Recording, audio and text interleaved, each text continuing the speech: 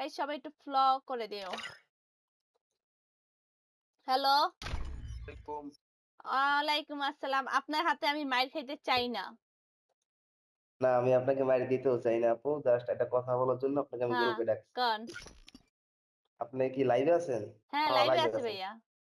লাইভে আছেন। দেখছি ভিডিও আমাকে লাগবে? নোটিফিকেশন না, ভিডিও না। আমি একটা কথা বলবো কইরা যদি আবার মাইন্ড না করেন।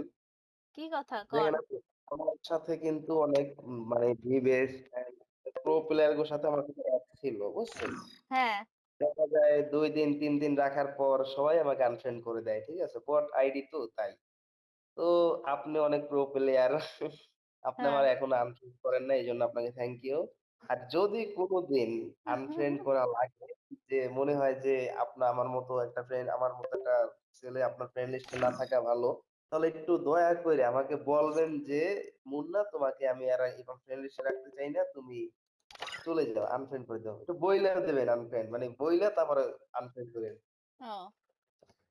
আর শোনো, আনফ্রেন্ড যদি হও, বুঝছো? হুম। মনে করবো কি হ্যাঁ, আইডি থিকা ফ্রেন্ড তো হোক,